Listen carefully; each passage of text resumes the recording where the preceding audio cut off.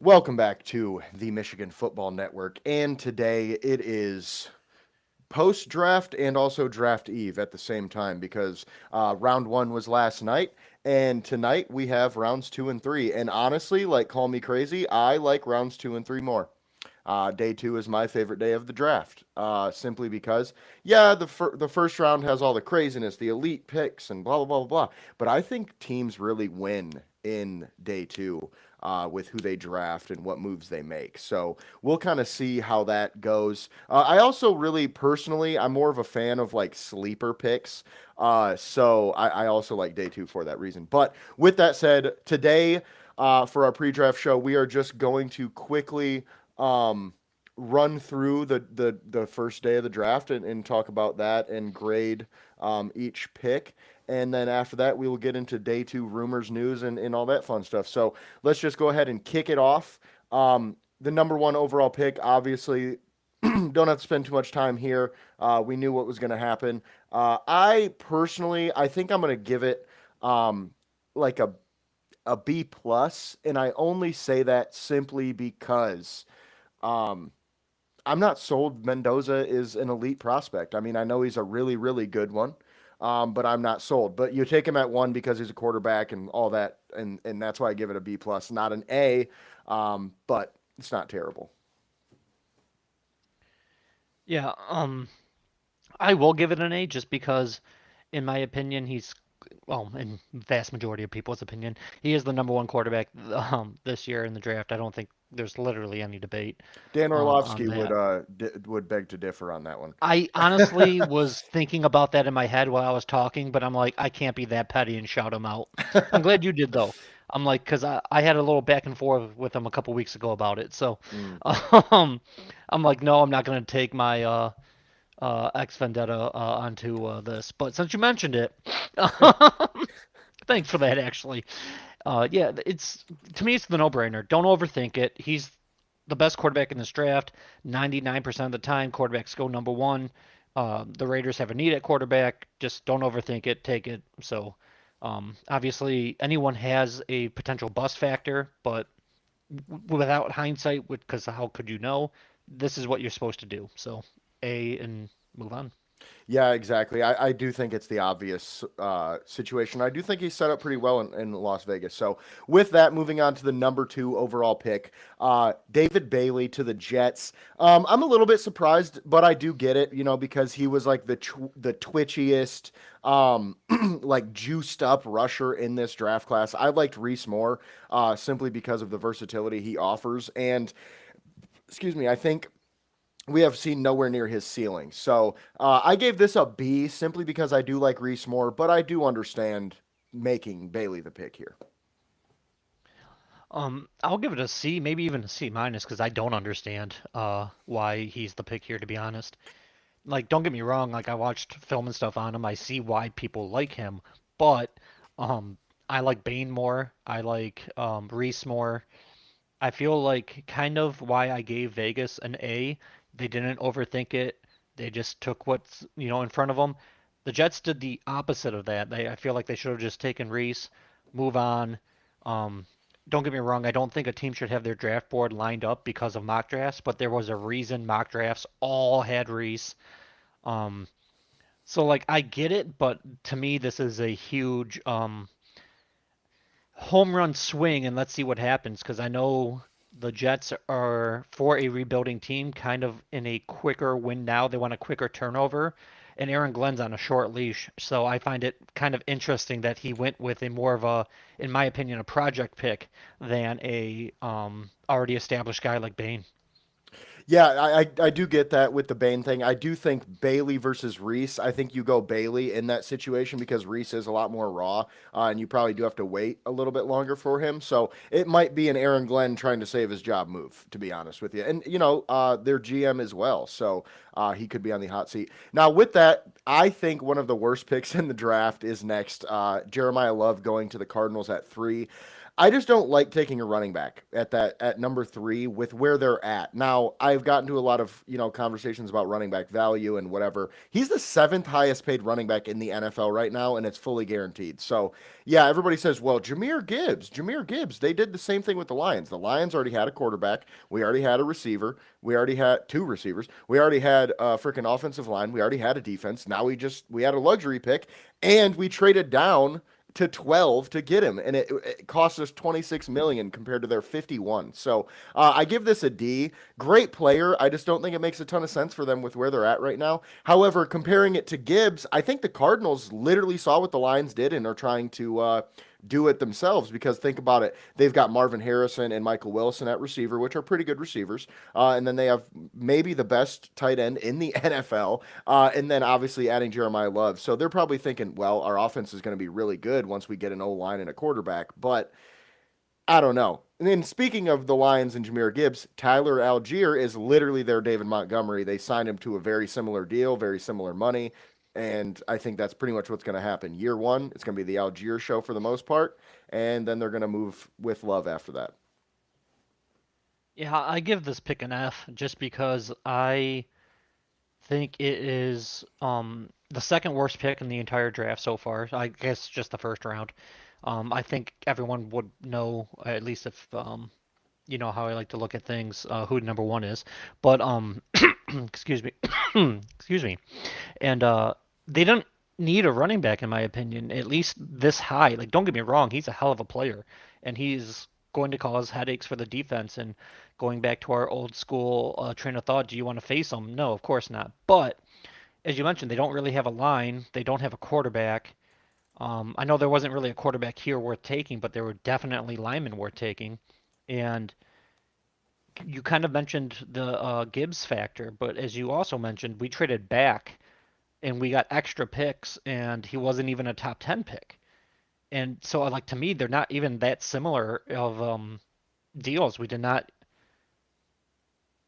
with the trade back, we got an extra second, not just an extra pick, but an extra second, which is obviously a high pick. And we took him 12 instead of 3. So this one's a head scratcher to me. This is just not the way I would build a team. But I mean, the player itself is a good player, so I mean, at least I kind of understand that part. But Yeah, and after that, you honestly, lose me. that's the only reason I gave it a D over an F, is because Love is so good that he could still be a very good player for them for a long time. But they did try to trade down, but nobody wanted to give them what they wanted. So I don't know what that would be, but at the same time, I still am not a fan. Now the Titans at 4, they took Carnell Tate, which was a huge, huge surprise. I love Tate. Okay, don't get me wrong. Tate was my number 1 receiver in the entire draft. I just didn't love the receiver class as a whole. I don't think it's very top heavy. I think there's a lot of really, really good wide receiver 2s, and it's going to be hard for people to find a true wide receiver 1. However, Tate plays the X, and they get Cam Ward some help. I think it's a decent pick. A little bit early than I expected, like I said, but you get Ward that help that he needs. I'm going to give it a B just because it's early, but I totally get the process. I'm gonna go C just because, as you mentioned, I like Tate, I do, but going to try to steal Ryan's thunder. I know he's not here with us today, but when we were kind of laughing about it during our mock draft process, the Titans need a lot of things. I gave them Love. Obviously, he wasn't here, but I'm like, short route, shifty, running back, tight end, something like that. A lineman, help your quarterback out. But we kind of joked about drafting an X receiver, and you don't have the line for him to run his route and get open deep and whatnot. So I do think he is a good puzzle piece that will help their team moving into the future. I just think it's out of order in terms of their priorities that they should have drafted.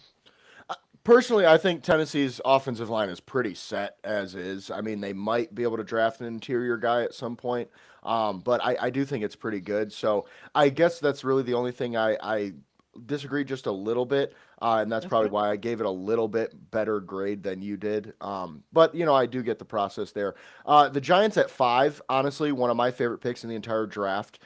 They took Arvell Reese. They said he was their best non QB, so that's why they took him here.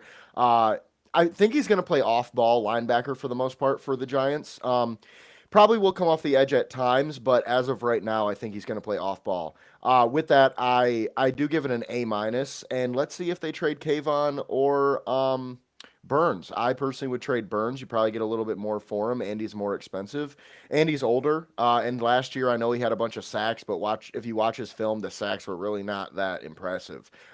So I personally feel like they should trade Burns, but we'll see what happens. I know there's some current rumors about Kayvon Thibodeau getting traded to the Saints. Actually, there was a report that came out about 30 seconds ago it says that they are in talks and it's ramping up. Could be done as soon as tonight. So I would expect about a third round pick for him, which like I said, I think that's probably what he's going to go for. I wouldn't expect much more. I could see a fourth too, depending on what the Giants are looking to do. But that I give it an A minus overall. I'll give this one an A plus. I feel like basically going back to the Raiders formula, you had a top talent drop to you, just take it. Stop overthinking. And while I did find it a little amusing at the time, just because they have so many edges, as you mentioned with Thibodeau, Burns, Abdul Carter from top five pick just last year. But as I was mentioning during the pre-draft process, I see Reese as a little bit more of an off-the-ball linebacker than an edge. So I feel like he can just be an overall playmaker on that defense, and especially now that he's not like that top one or two pick, it gives him, in my opinion, a little bit more versatility and less pressure, I would say, just from not being in that like that top tier, even though he's clearly still a top five pick. Yeah. Now the Chiefs, the first trade of the night, they traded up to six with Cleveland. They gave up 974 and 148, which is not a ton to move up three picks, but I don't love the player they moved up for. I love the player, but I don't love the fact that they traded up for him. I do think he was there at nine. They did mention that they heard some rumblings. Other teams were looking to jump them to get him. So if that is truly the case, I do get it. I give the trade itself a C plus, but I give the selection of Mansour Delane, the cornerback from LSU, a B plus. Just because I really, really love it. It makes a ton of sense for them. You get your McDuffie replacement right away. And one funny tidbit about this is the Chiefs did mention that they wanted Carnell Tate and were willing to move up for him. So kind of a odd situation there. Obviously, they want a receiver, so we'll kind of see how that plays out here in day two. I did not hear that about Tate, and that kind of scratches my head because I thought corner was definitely the way they're going to go. I give the trade, I would say a D because I think you literally could have just sat there at nine and got him. Maybe not, but I don't really understand the trade up for a corner. But as you mentioned, he is the best corner in my opinion in the draft, at least without any issues, because I really do like um, McCoy from Tennessee. Obviously, he's dealing with that injury issue, but if he was healthy, I would put him over Delane personally. I like him that much. But with everything total package factored in, I did think Delane was going to go first.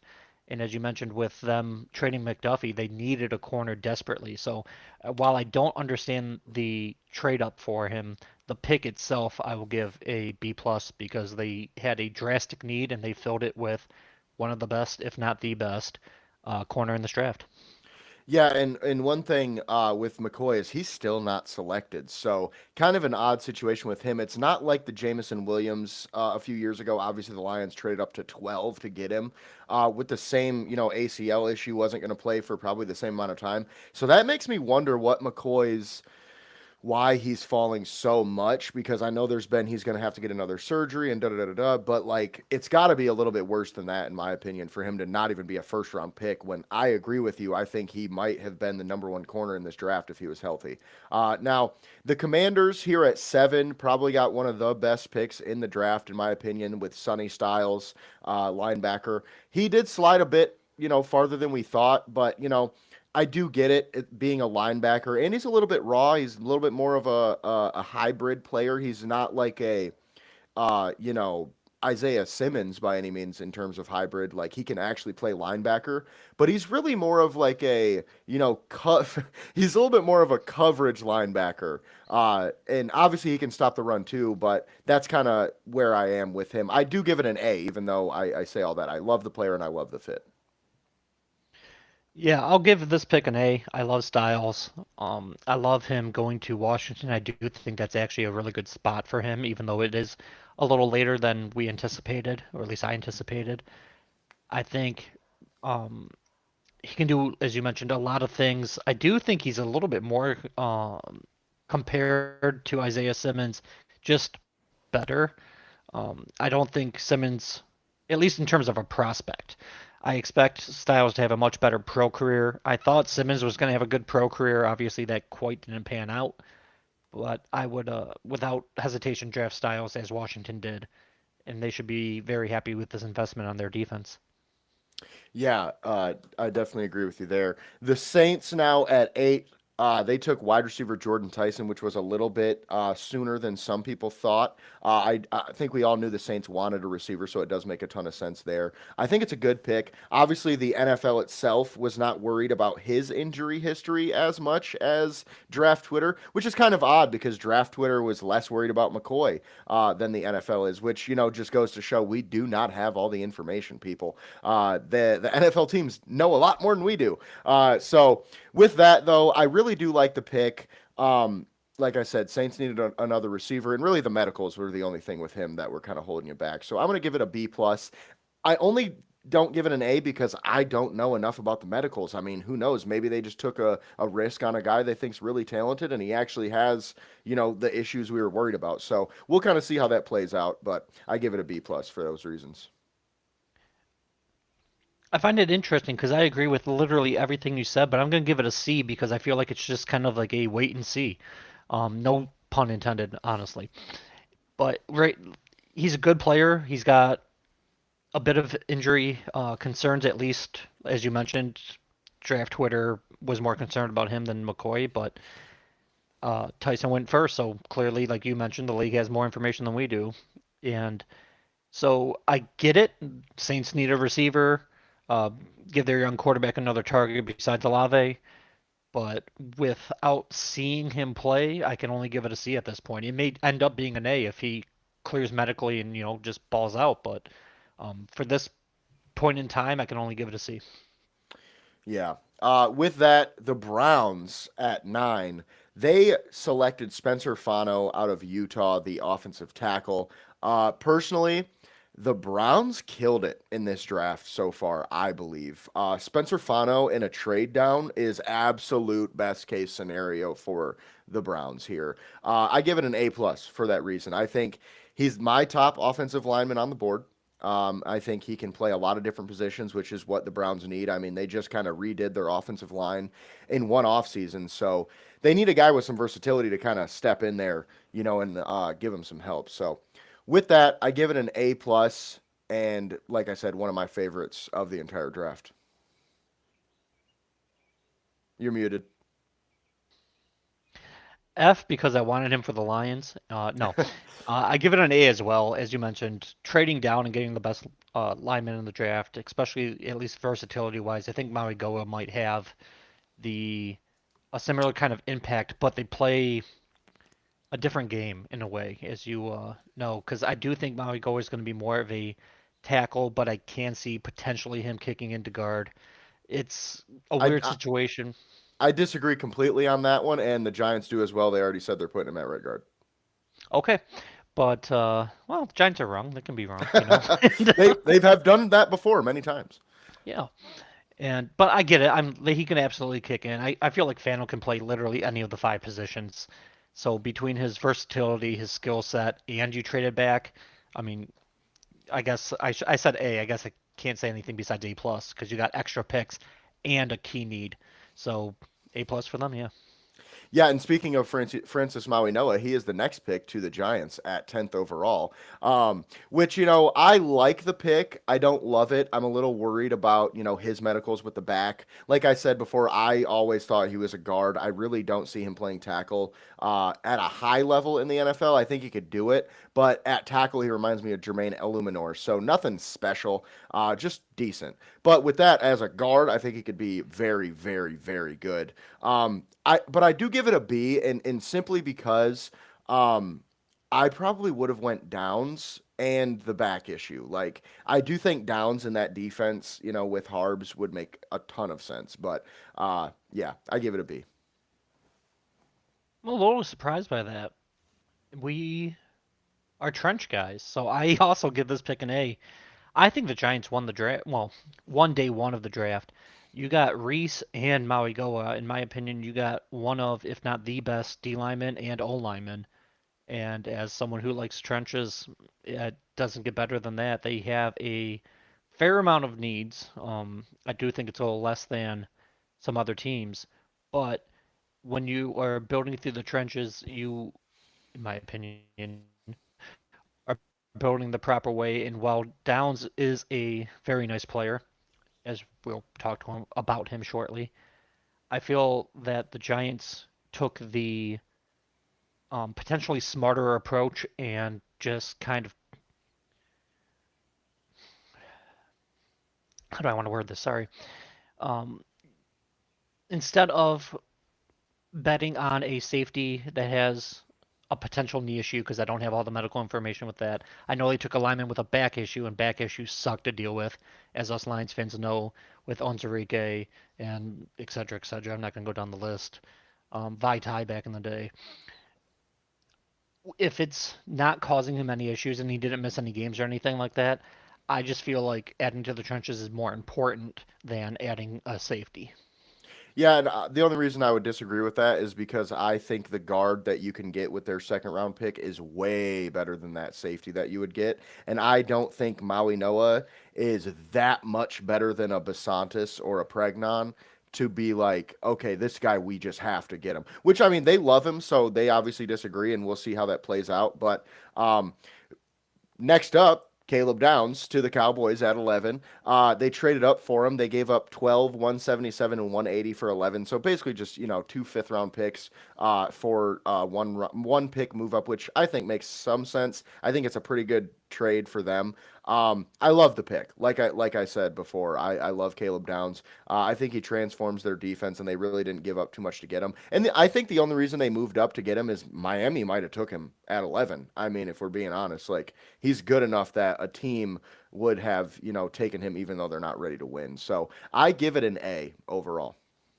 I heard some crazy rumors about why they traded up one spot, but they don't have, to my knowledge, any legs, so I was just going to ignore them, but it did involve the Lions. But I guess I have to, after that teaser, I have to say it.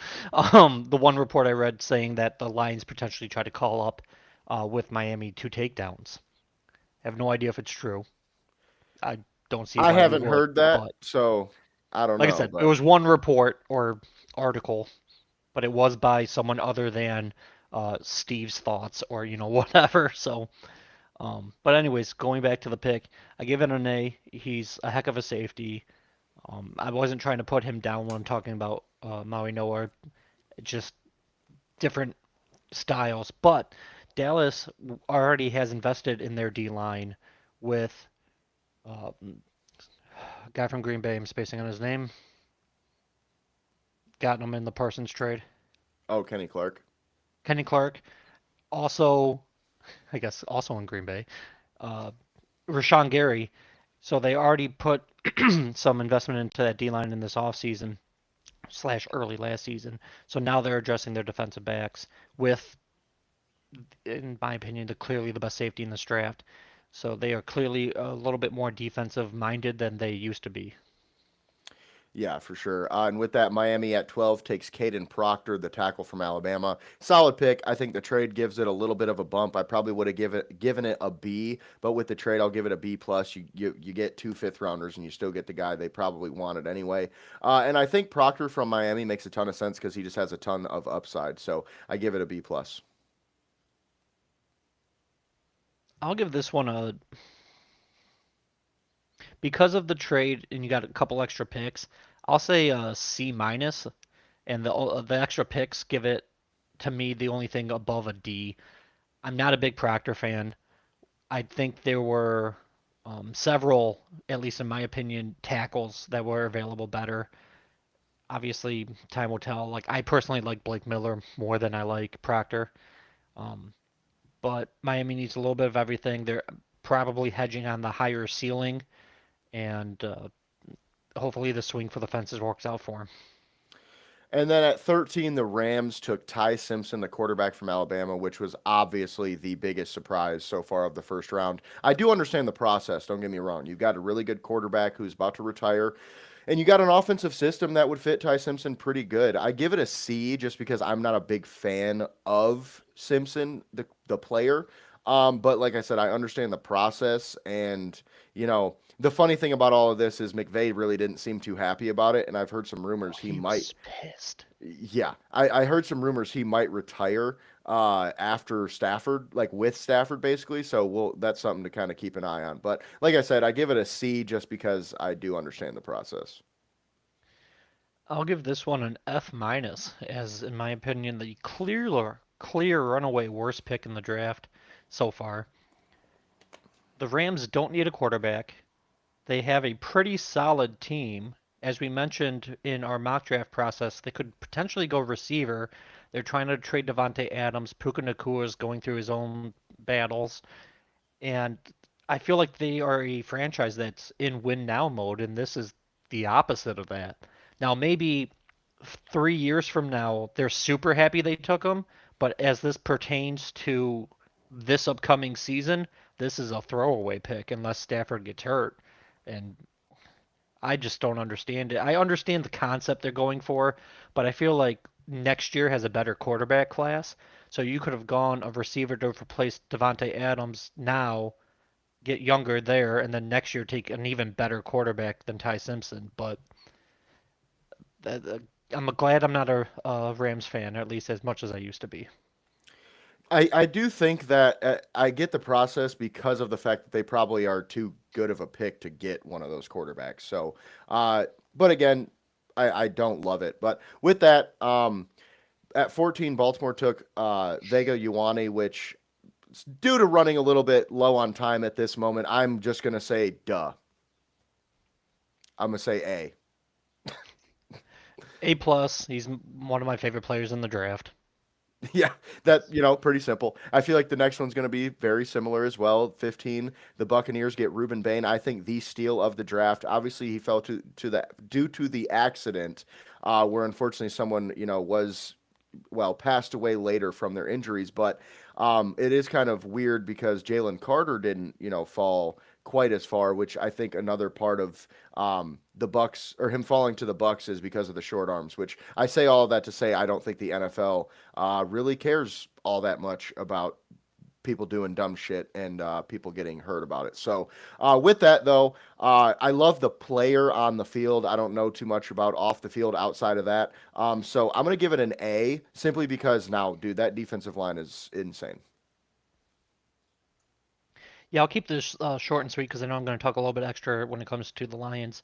I'll give this pick an A plus. I think Ruben Bain was a top three talent in this draft, and he is going to a defense where, as I mentioned through the pre-draft process, I love adding to already strengths, and their D line is insane. I can't imagine him next to Vita Vea, but here we are.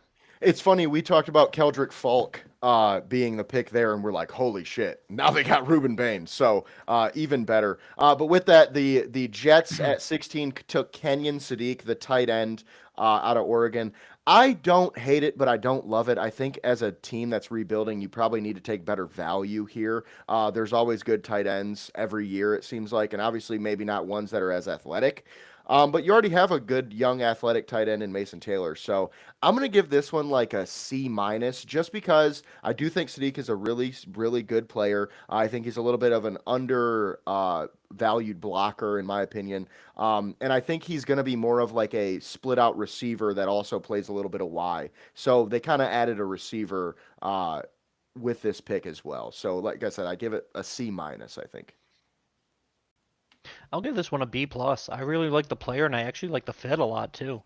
The Jets, or another team with the Giants, New York, or I should say New Jersey, had a great draft day yesterday.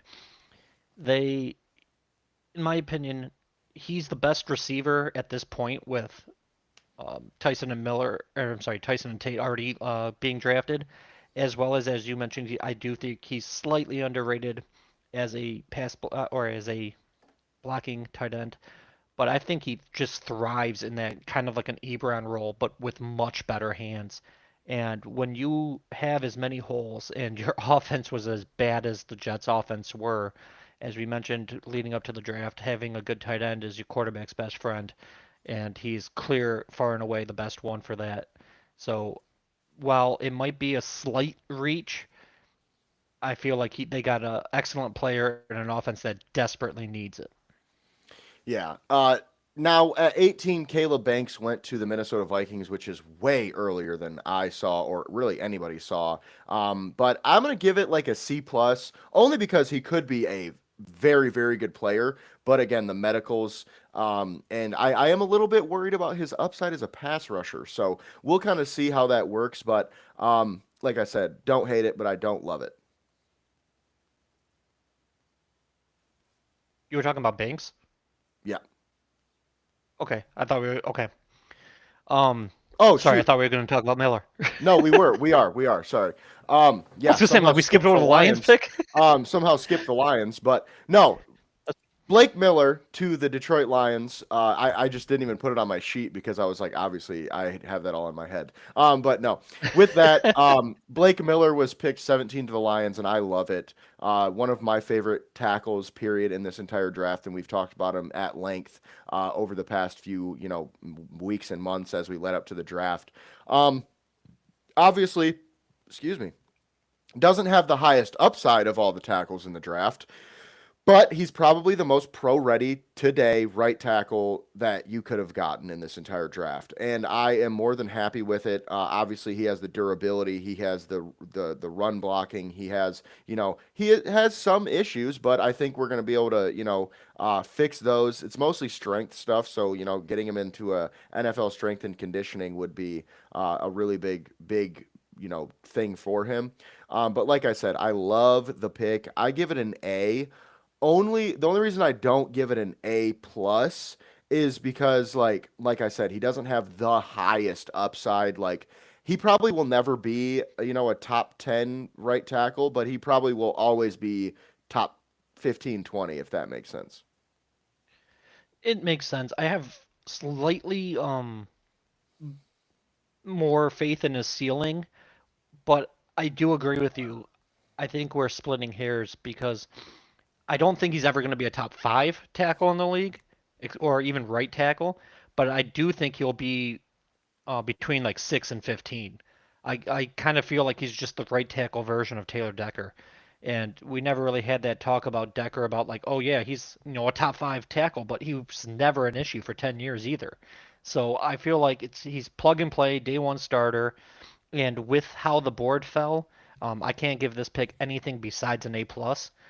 Like obviously, as you mentioned, he's not perfect, but with the grit, he thrives in the run game. We were struggling to run the ball last year, although I do think that's due to the lack of Ragnow and Zeitler on the inside. But still, he thrives in the run game, solid in the pass game. He only gave up 7 sacks in 4 years. Uh, he's the epitome of a Dan Campbell pick. So I was very excited and happy to get Blake Miller on this squad. Yeah, and I definitely like the Taylor Decker conversation because I did make that exact same comparison when on our show when we did last night on live because it just makes a ton of sense. Like, yeah, Decker was not an elite tackle, but he was very good for his entire career, which I think we'll be happy with. And I said he's a Decker replacement, and so many people came after me like, he plays right tackle, not left tackle. And it's like, yeah, no shit. I know that. Thanks. My point is, he replaces Decker in terms of play. He's probably going to be just as good. So that's going to be really good for the Lions. And with that, now moving on to the Vikings at 18, Caleb Banks. Like I said before, like the player, don't love the pick just because of value and also the injury and everything. And like I said, don't love his pass rush upside. So I give it a C plus, but just because he does have high potential if he works out. Yeah, I'll give it a excuse me, I'll give it a B because I do like his pass rush potential. Maybe I'm wrong. I tend to be. I will say when it comes to some of the trend stuff and the odds and ends, you obviously know a little more than me. So I will normally defer, but I will say my 2 cents anyways. I do think he has that pass rush upside. I hope he doesn't because now he's a Viking. But uh, I was really big on Banks throughout the whole draft process, so it sucks seeing him go to a division rival, even if it was a little earlier than we thought. But hopefully, because he does have a long injury history, I don't wish injury on him, but maybe he's just not going to be as quick as he used to be and whatnot. And hopefully, the Lions can push him around a little bit with Cade Mays.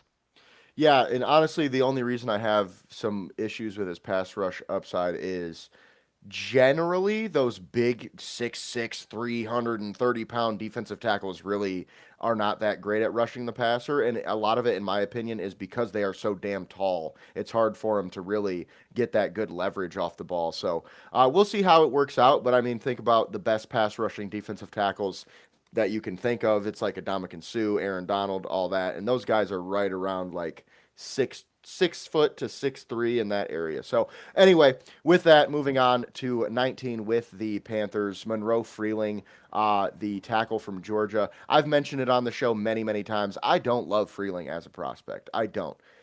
However, if you're a team like Carolina, like I didn't love him for the Lions because I don't think he's necessarily ready day one to be your plug and play starter like Taylor Decker replacement. However, in Carolina, I get it and I like it. I give it a B simply because he has a high upside, but like I said, he's probably not going to be that great to start out. So we'll see how that works out for them. I'll give this pick a B plus because I do like Freeling a little more than you, and Carolina needs some more offensive line help. So once again, I take when I do the grades into consideration who's already off the board. So I don't think there is too many players better than Monroe Freeling for the Carolina Panthers with this pick. So I will give them a B plus here. Now, the Philadelphia Eagles here traded up to 20 to grab Mr. Makai Lemon, the wide receiver from USC. Bit of a surprise, I think. Most people were surprised that they made this move. They traded up with the Cowboys, of all people.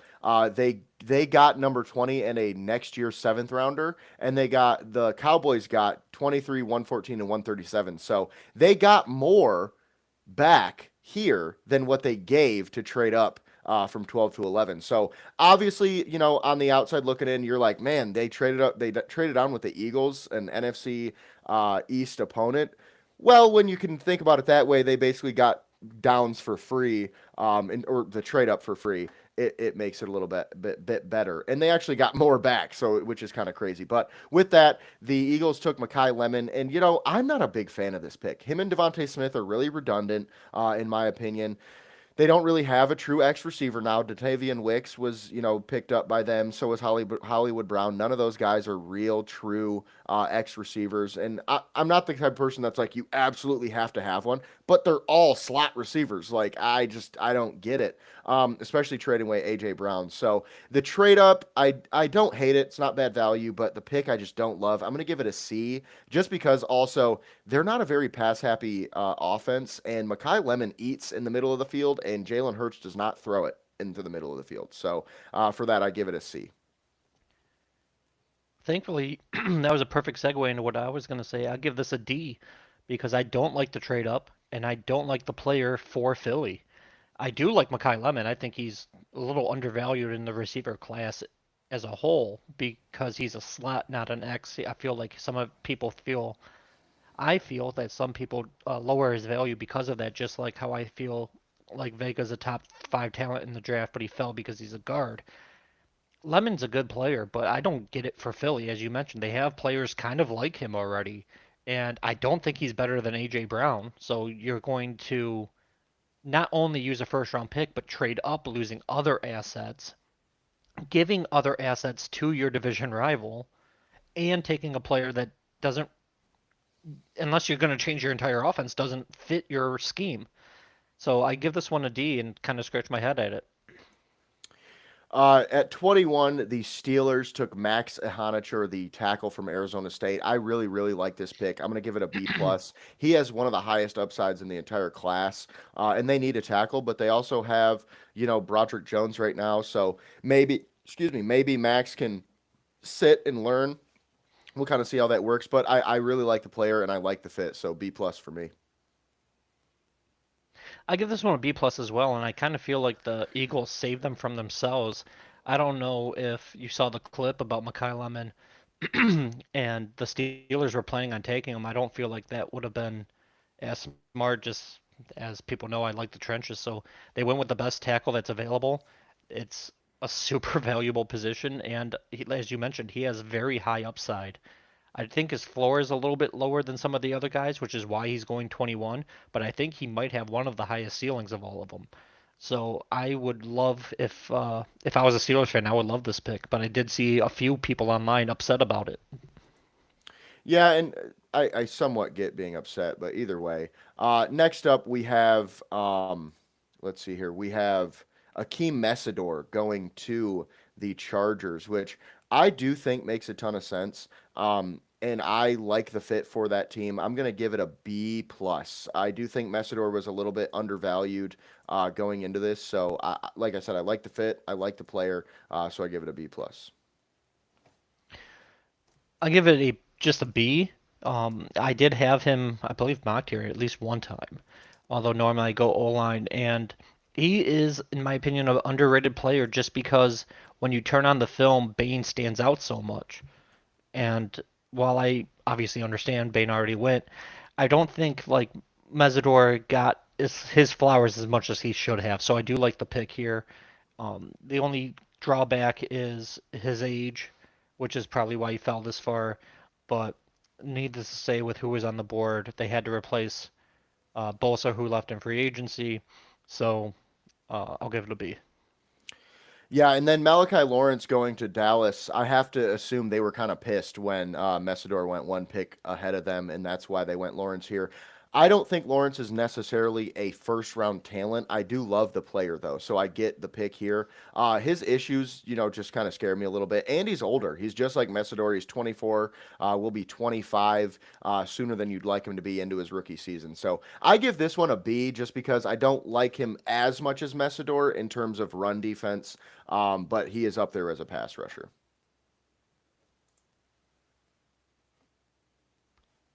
Almost forgot to unmute myself. I like him a lot, but I did think he was going to be an early day two guy, so I do think it's a little bit early for him. But with them kind of pairing him with Downs, because I kind of consider everything a package, how they play off each other, I do like the fact that they once again added to the D line, as I already mentioned, they had Rashawn Gary and Kenny Clark. They add another pass rusher to that. With the added pressure, he can Clark. With the added pressure from Lawrence, Downs can feast off it, and they play off each other very well. So if you consider them a package deal, like your first round, these are the two guys you got. I think Dallas killed it.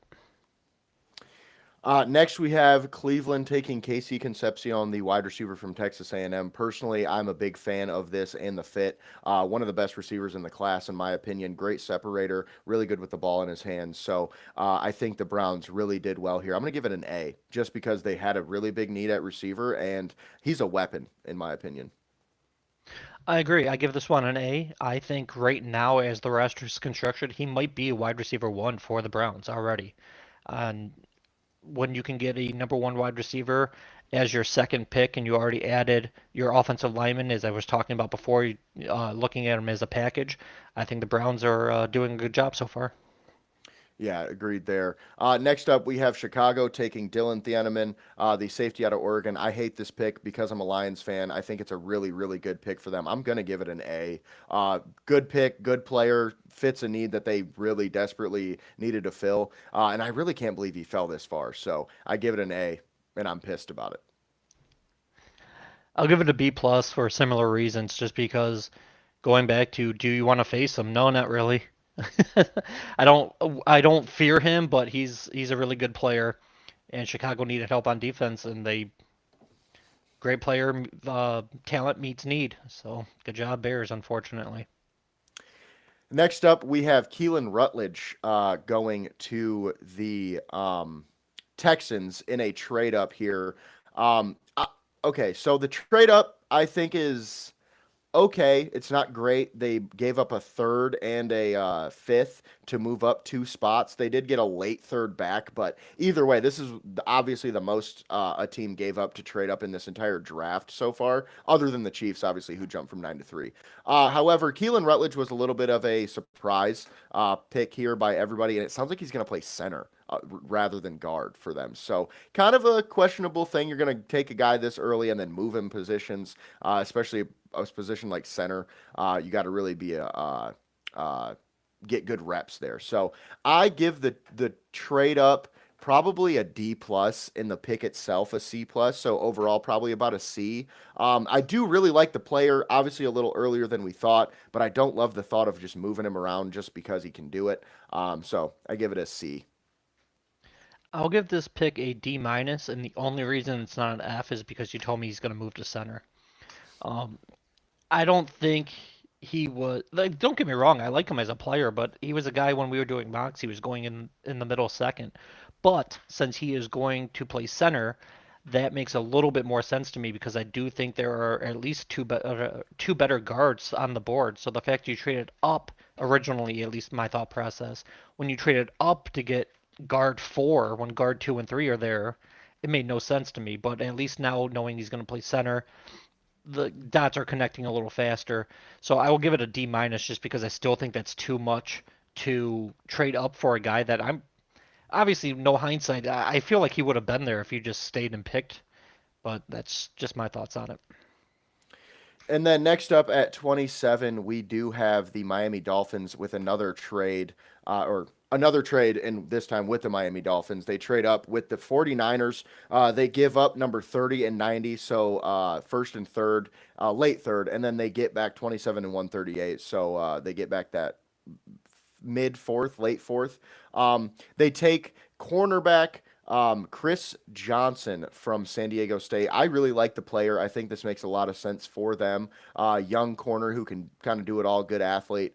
However, the trade up for him, I understand it, but I don't love it. I mean, considering if you look who got picked after them, there's no corners in the entire rest of the first round. So I'm a little confused why they thought they needed to move up for him. So that takes it down a little bit for me. I'm going to give it a B minus. I probably would have gave it a B or a B plus without the trade up.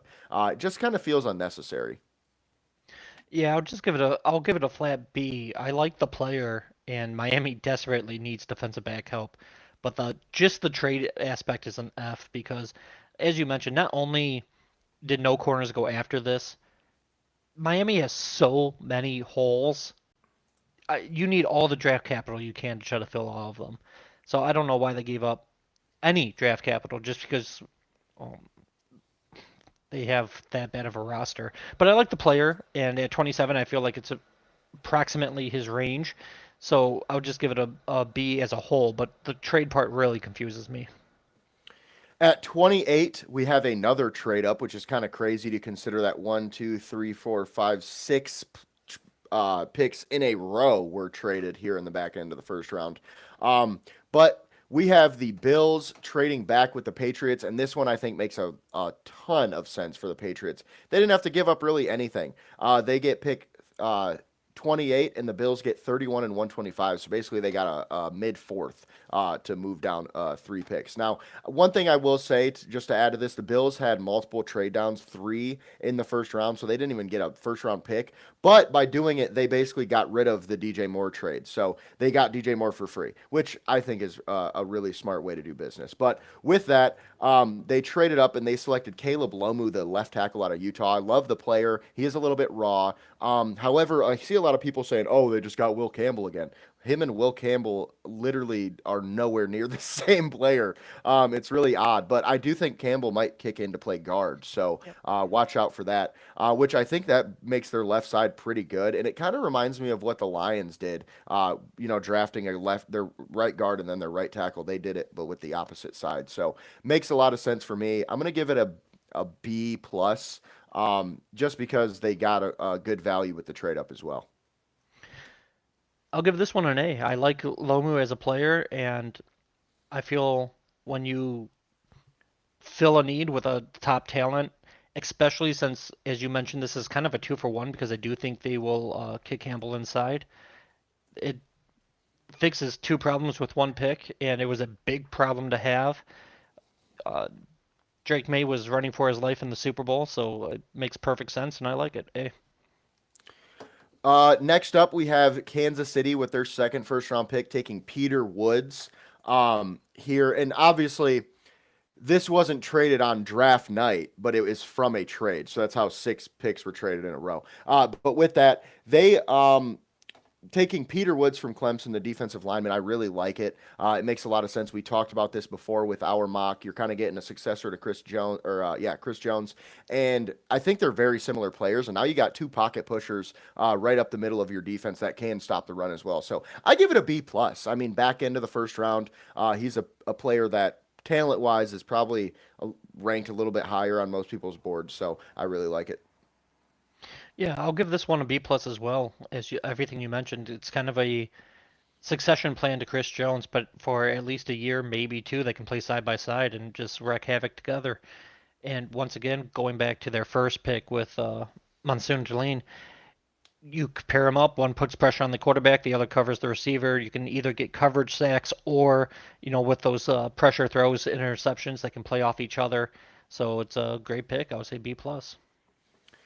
Next up, Omar Cooper Jr. to the Jets after a trade up with the 49ers again. The 49ers also traded out of the first round. So multiple teams trading out, which I think makes a ton of sense. I think a lot of teams would have liked this. It does kind of suck. The Lions didn't have a little bit later pick because they probably would have done the same thing. But again, I'm happy with Blake Miller, so I'll take that. Now, the 49ers, they got pick 179 and pick 33 here. So they moved out of the first round, 3 picks, and picked up a 6th rounder.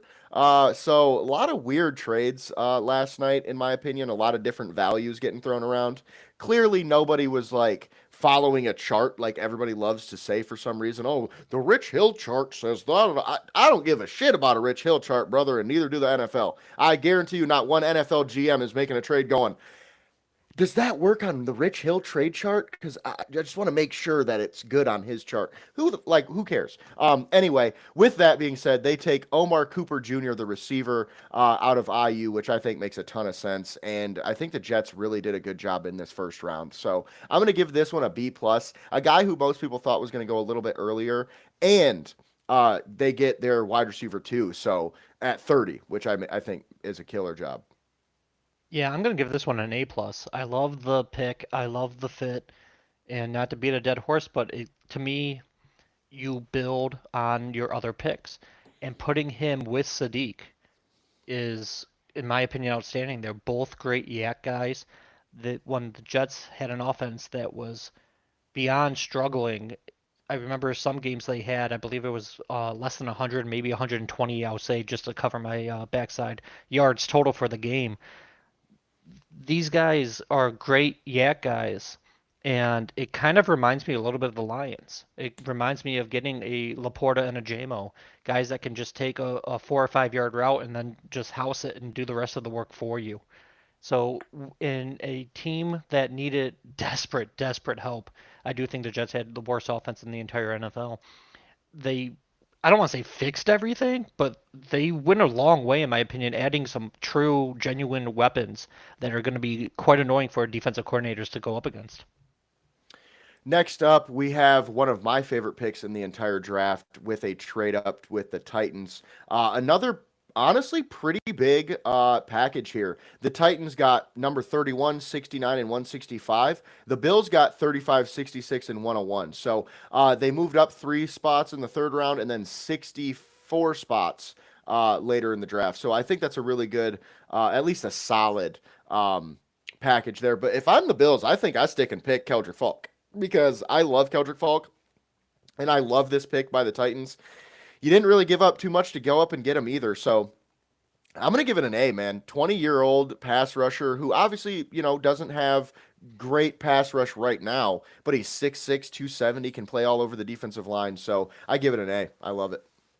I give it an A as well. I feel the Titans kind of reached for their first pick with Tate.